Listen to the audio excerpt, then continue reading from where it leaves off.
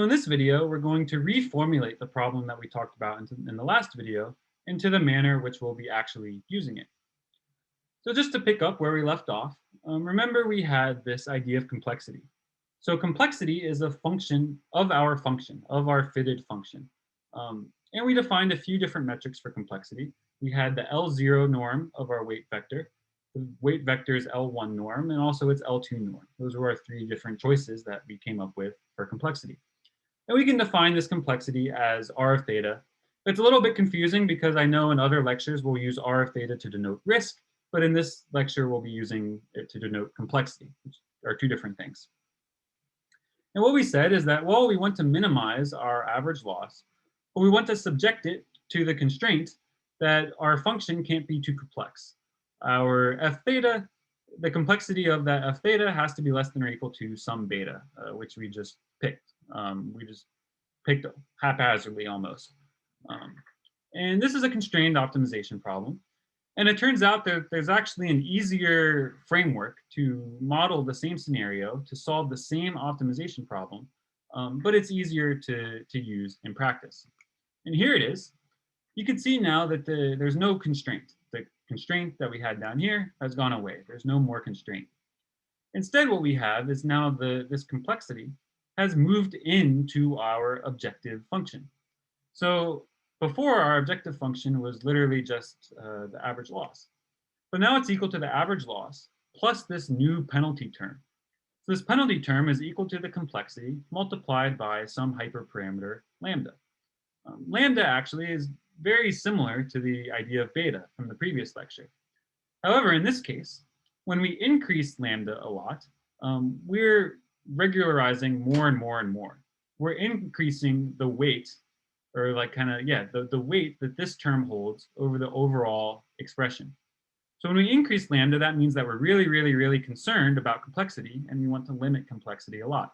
Remember with beta, when we had beta, a higher beta meant that we would allow for more complexity. It's the opposite here. A higher lambda means we want less complexity. Perhaps it's easier to think of the case where lambda is really, really small. Maybe even think of when lambda is 0. If lambda is 0, then now this term just kind of goes away, and we're back to just minimizing the same objective function that we had before, which was just our average loss. So if lambda is 0, we actually have no regularization at all. We're just back in the same scenario where we started, where we're just minimizing our average loss, and maybe we overfit. So these two problems are exactly equivalent. Why are they exactly equivalent? Well, it's this idea of Lagrangian duality. We're not going to get into the details in this class. If you come from a mathematical or optimization background, you might see right away why these two are equal. But if you don't, that's okay. Don't worry about it. You'll just have to take our word for it that these are two equivalent problems. And we like this one simply because it's just easier to solve. It's easier to use. Here again is a regularization hyperparameter. And now here's a nice schematic diagram of what this lambda has to do with our training error and our test error.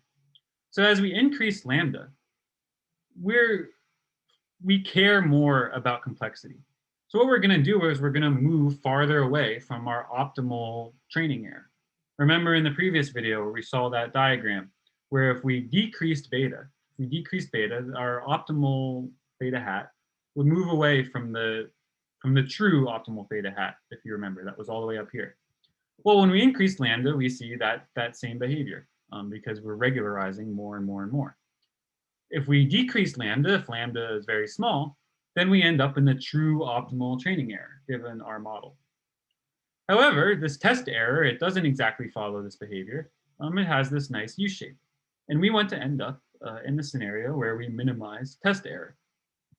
If we have lots and lots of regularization, lambda is really, really large, then it turns out that we might be swinging too far in the other direction. We might end up underfitting again because we're restricting our model too much. We're making a limiting assumption. We're not allowing our model to capture all the behavior that it needs to. So if we increase lambda too much, we might end up underfitting.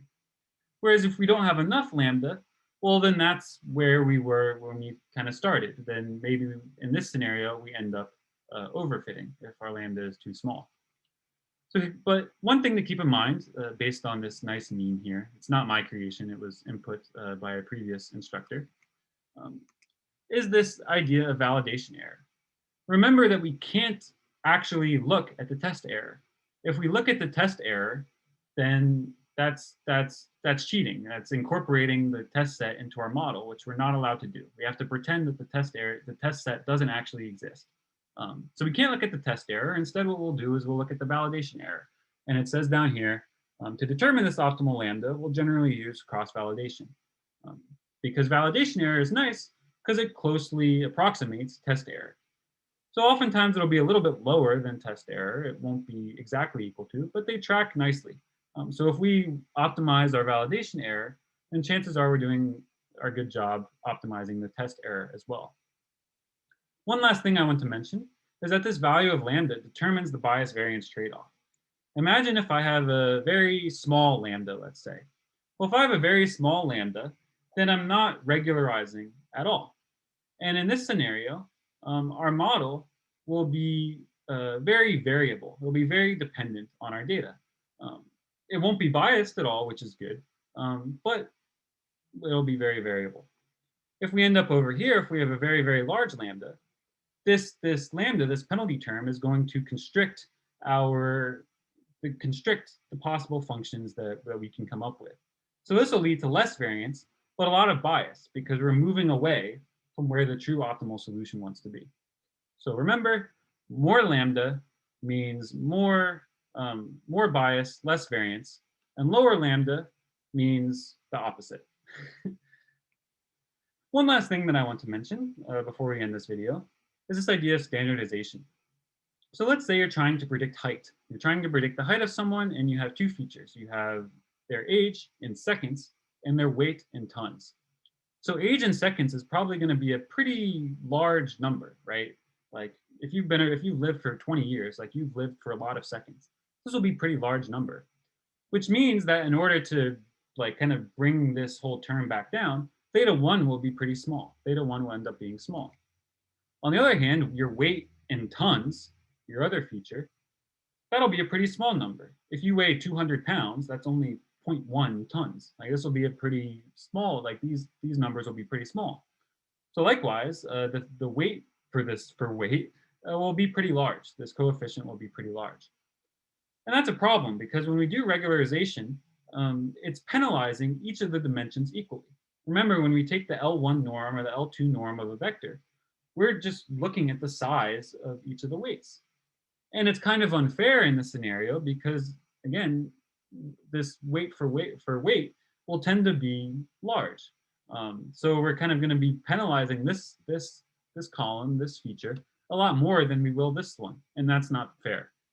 So what we do to accommodate for that is to just standardize our features.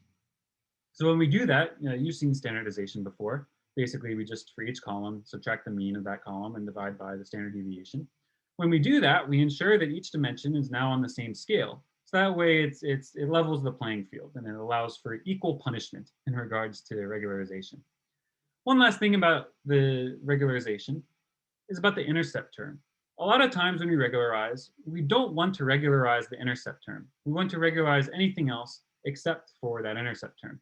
So you can imagine in this model, here I don't have an intercept term, but you can imagine if I add like a theta 0, we generally don't want to penalize this theta 0 because that kind of gets us up to the mean of the true response variable y.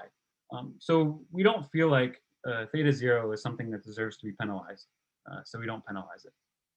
And yeah, that's it for this video.